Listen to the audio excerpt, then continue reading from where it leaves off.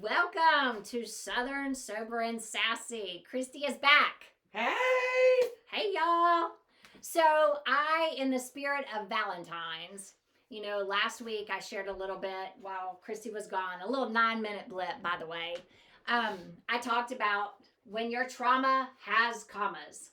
So, speaking of that, and it being Valentine's weekend, Kristy, when we get sober, the majority of us have that little inner child that was not healed, right? We had dysfunction in our family. 4 out of 4 families are dysfunctional. I always say this. We all had something somewhere growing up that possibly, more than likely, contributed to our alcohol abuse, our drug abuse, our food abuse, our gambling abuse. You know, and when we start working in therapy, when we start going to meetings, and when we start working the steps, all these things come up. So I thought about it, and my inner child, when it doesn't get its way, my outer child is my child in the high chair, banging, throwing the Cheerios at everybody. This is what stand out to me. This is what stood out to me, and I want your opinion. Outer child can wreak havoc in romantic situations by acting too needy. Because when I become unsure of my partner's love, I grow into this enormous emotional suction cup that is irresistibly drawn. I frantically try to hide, lest scare them away, but to no avail. New emotional suction cups keep surfacing because me, not an unwitting partner, becomes ultimately responsible for fulfilling my deepest emotional needs. And the coined phrase by Susan Anderson is abandonholism, addiction to the emotional drama and love chemicals of abandonment. Abandonholism. They're exclusively attracted to people who are unavailable. Their outer child only feels passion when in pursuit mode, hence pursuit of recovery. This is all making sense. So, when we have trauma, more than one, our traumas have commas, more than likely. That's why we found ourselves. It says the abandoned holic is addicted to the biochemistry of abandonment. What's your thoughts on that? I think that when you were reading all this, my reaction, in my own personal experience is bye. Check you. Don't let the door split you where the good Lord hit you, or hit you where the good Lord split you. Yeah. Yeah. Um, I'm like the opposite of a suction cup. I'm the opposite. I am, well, you just got to go. Yeah. This is over. Sorry you feel that way. I get my wall immediately goes up, and I'll be okay without you. That is ingrained in me from almost 40 years of childhood trauma. Um, I was always, because I was abandoned by my dad, and he did a very good job at it. He left my mom and 3 kids high and dry. I mean, high and dry. It was bad. It was low down, and I went into survival mode my entire life, and I learned that it had to be done.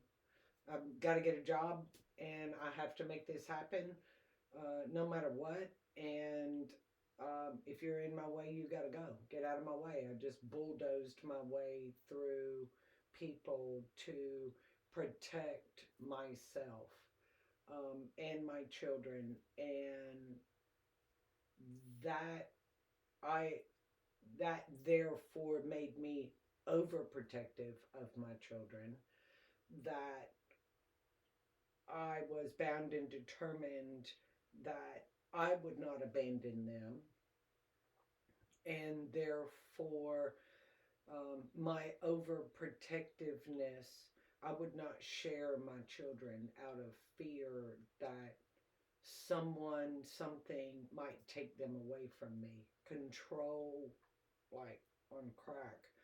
Um, so people aren't property. My children were my property.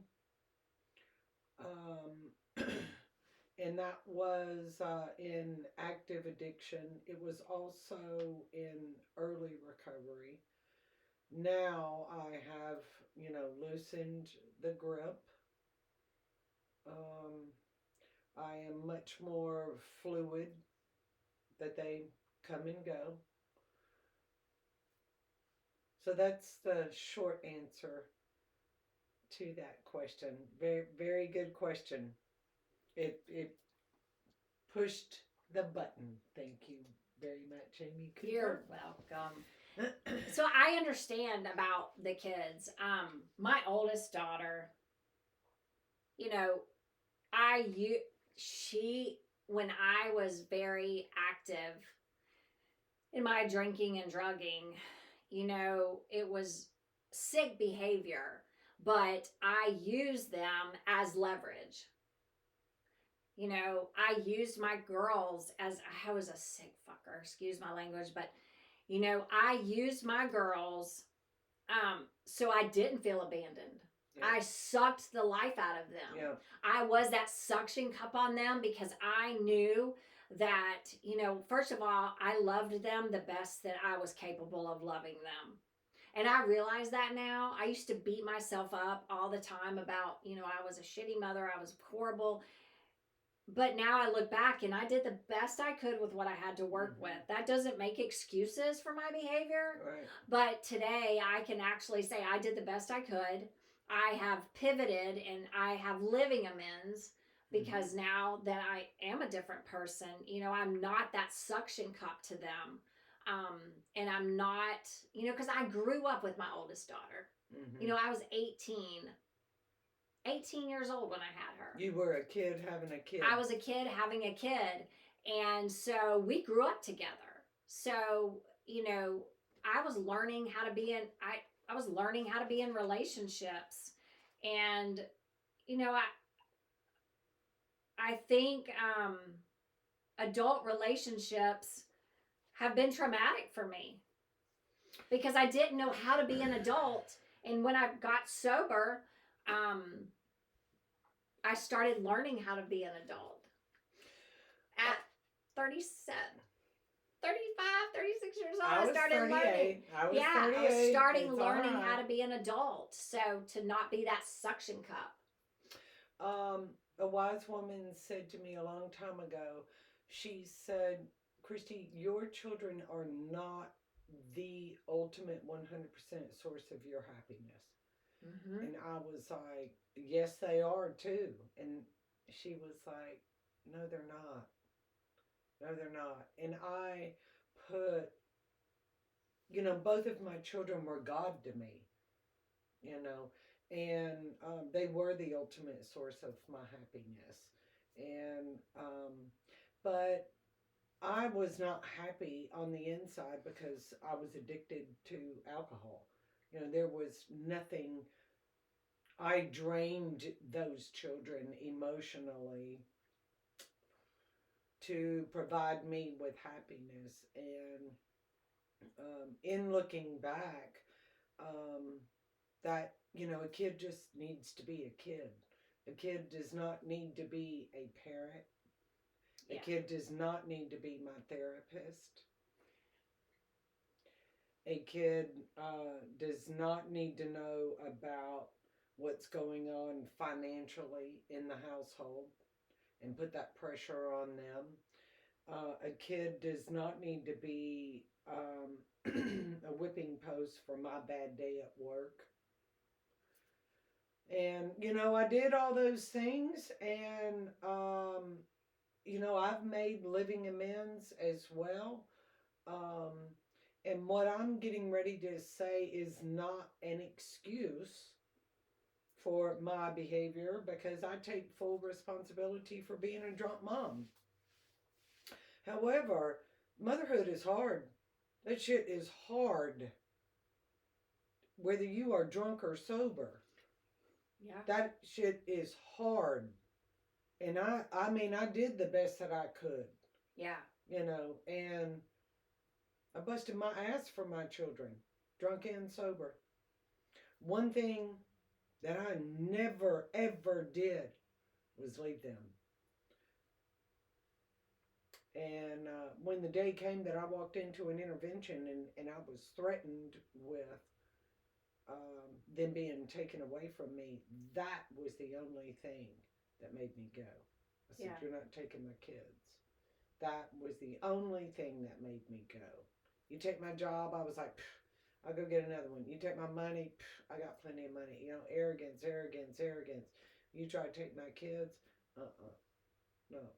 That was the game changer, And I at first got sober for my kids, and that did not work. It's a great motivator, but it did not work.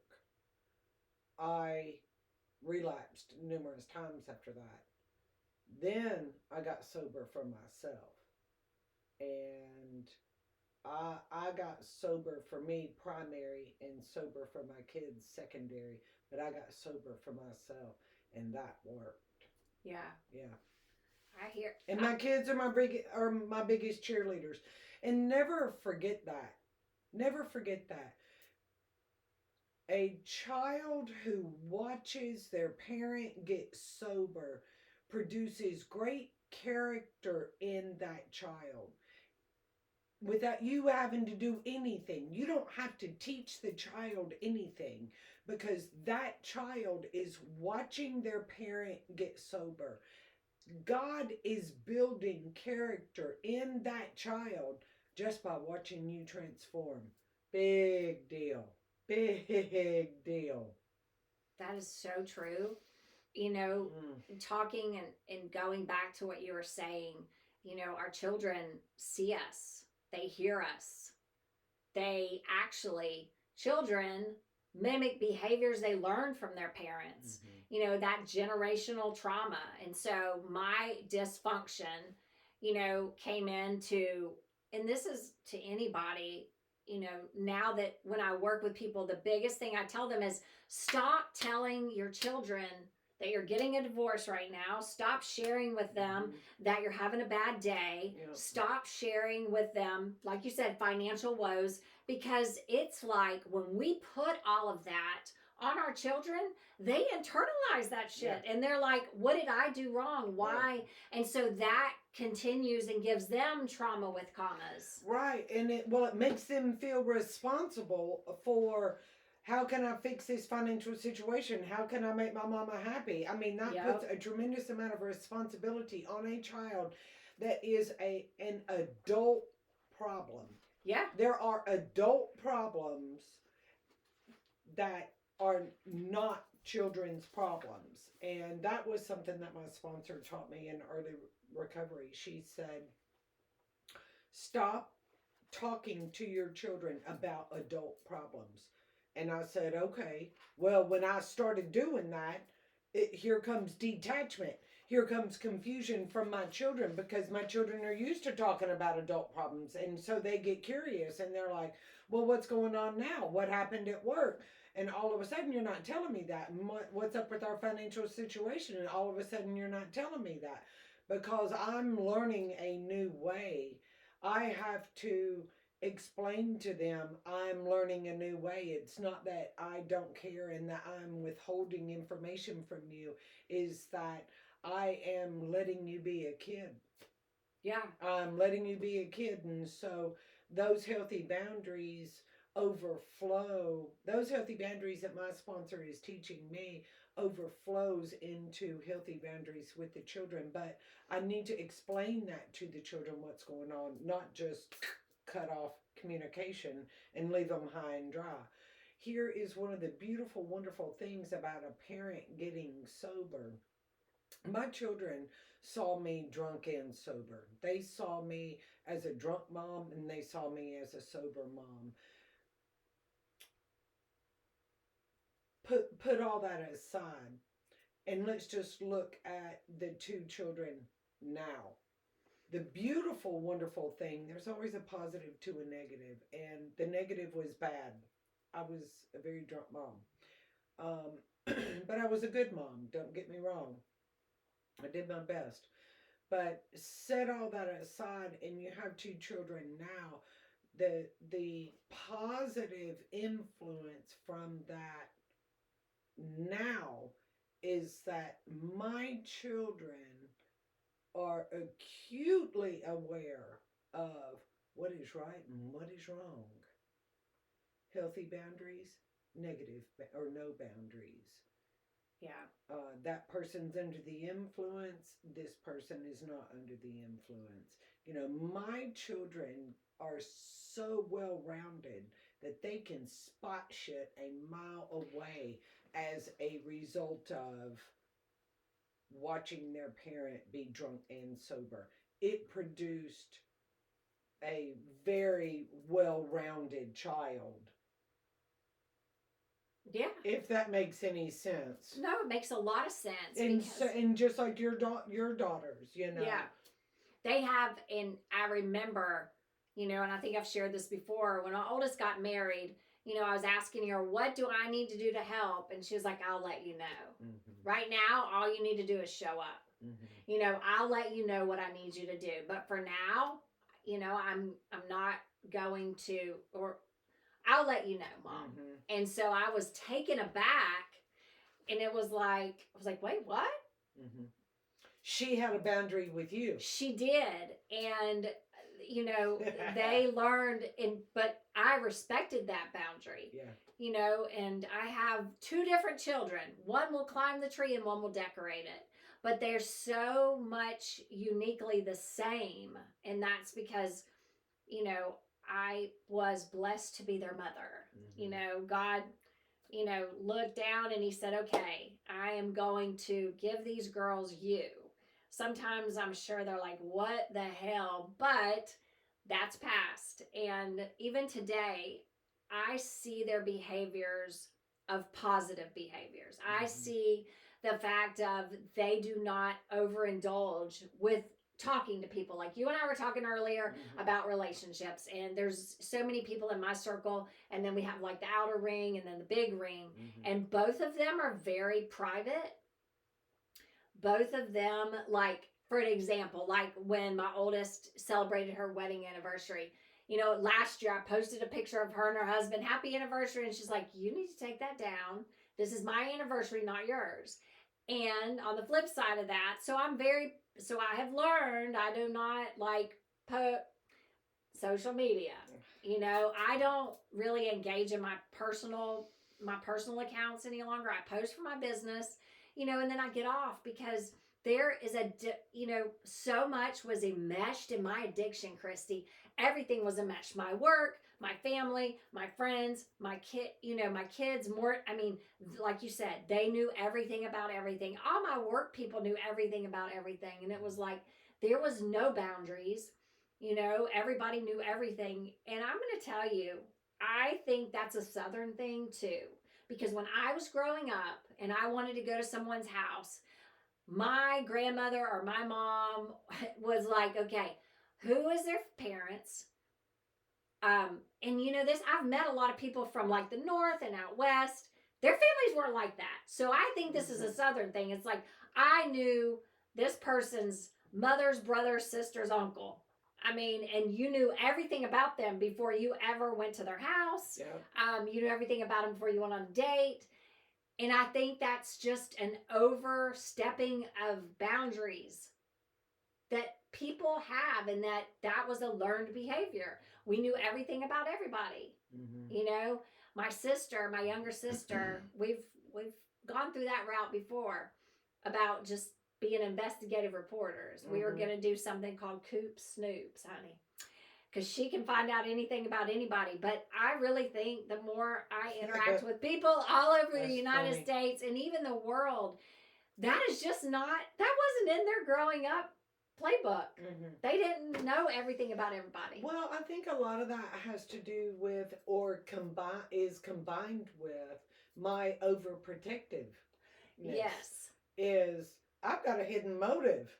Yes. Don't you even think about taking my kid anywhere, or where's my kid go? It's all about me, me, me. It's not about the kid having a good time with a good neighbor. Heaven forbid I let them have fun and that everything is going to be okay. I don't think like that. I think, oh my God, my kids are not going to be here tonight. What the hell's going on? Where are they? Are they okay? Is someone touching them? You know, my brain goes to all these what ifs, and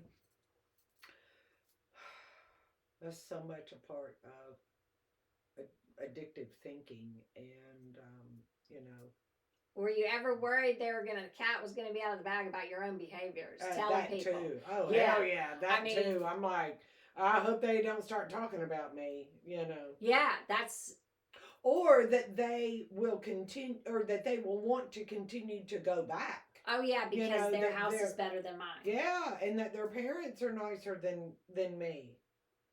Yeah. You know, Or their if parents I, don't get fucked up like I did. right, and if I ever felt like that was coming, I put an end to that.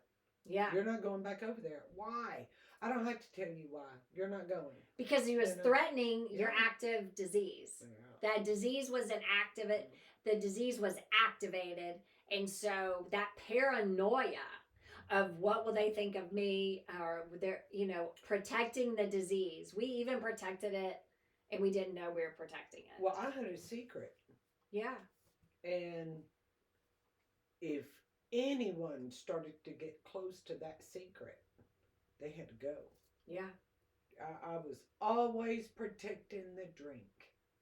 Always protecting the drink.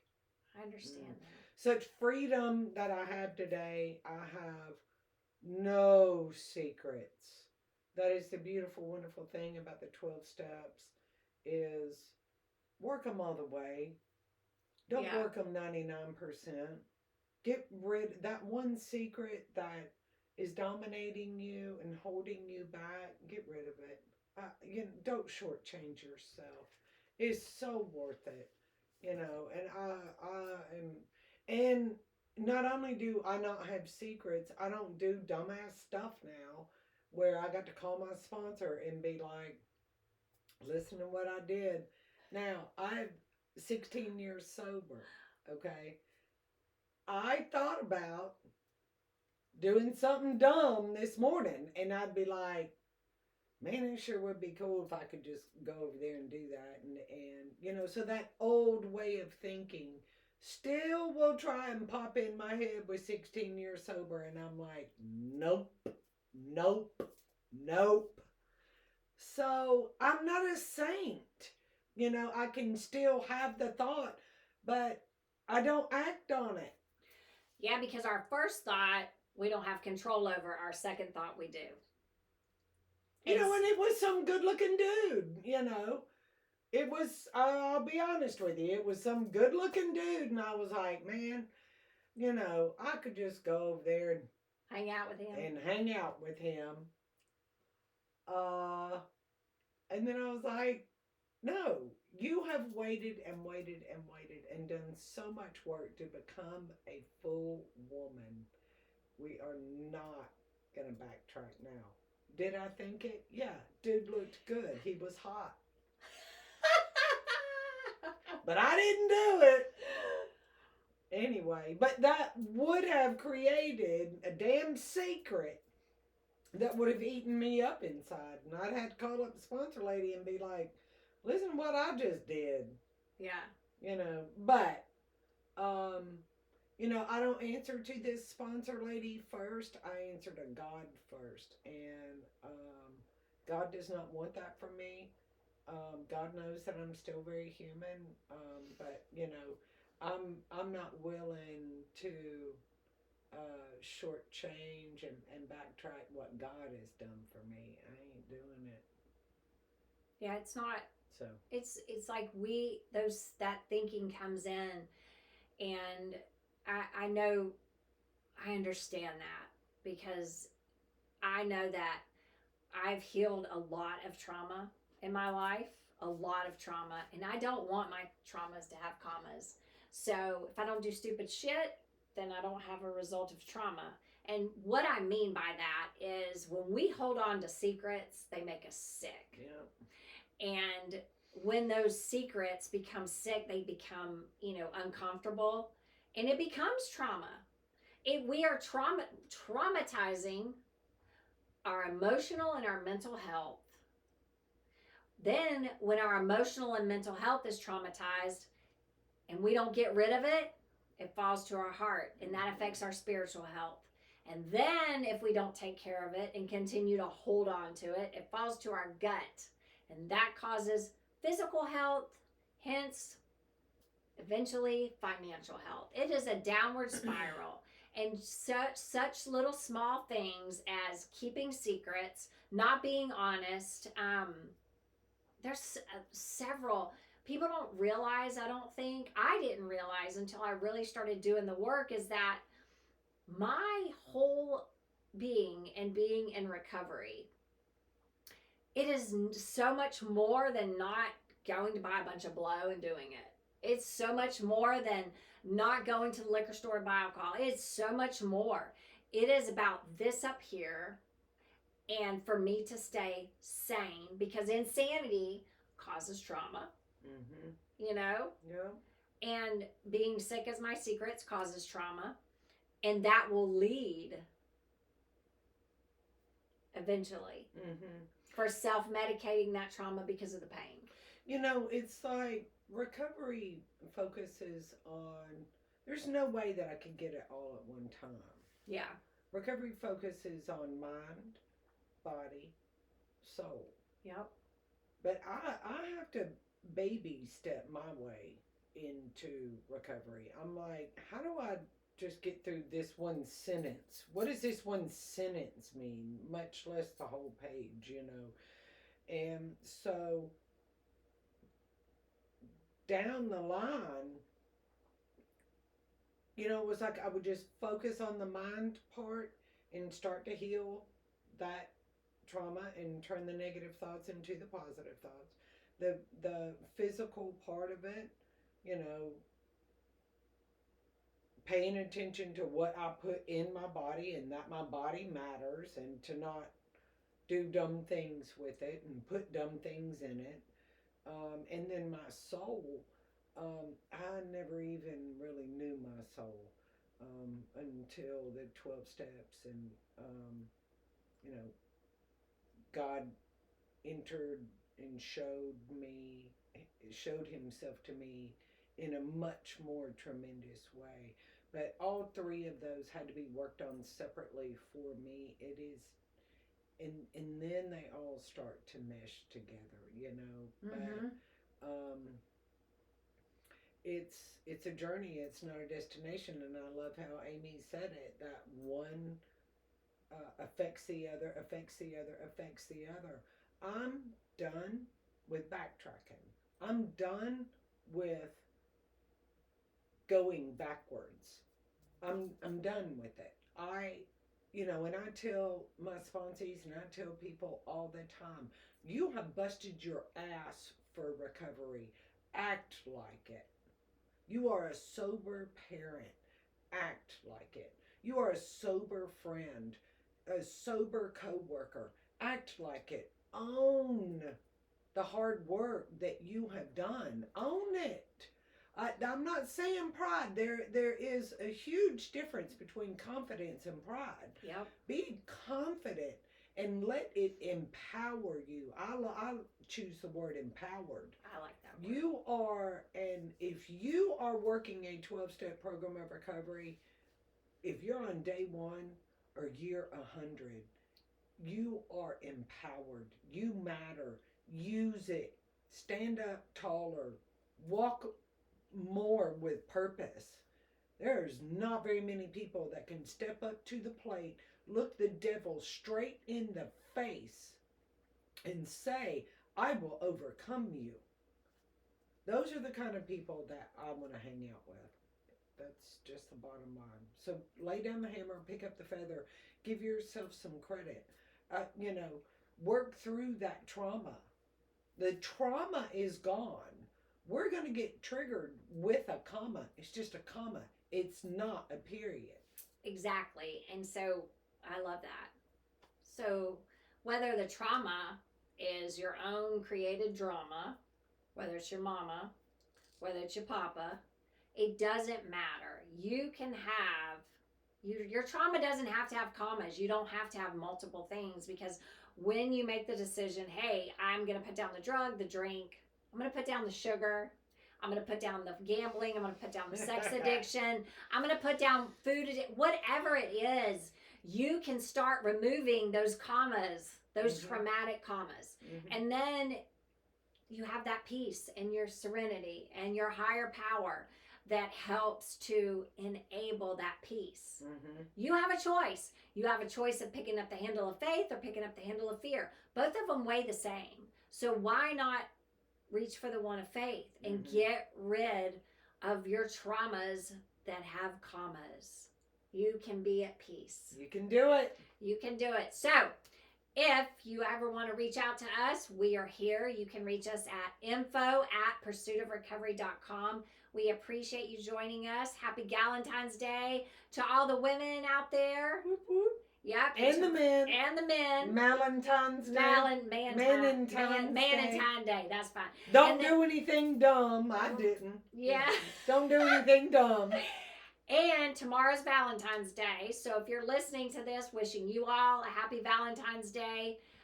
You're loved. If you haven't heard it, guess what? We love you. Yep. We love you, and we're here for you. And I saw a button the other day. It said, God loves you, and I'm trying. So, yeah. So, we're here for you. Yeah. Have a great weekend ahead, and we look forward to talking to you next week. And take care. See you next time. Yay! Bye. Bye.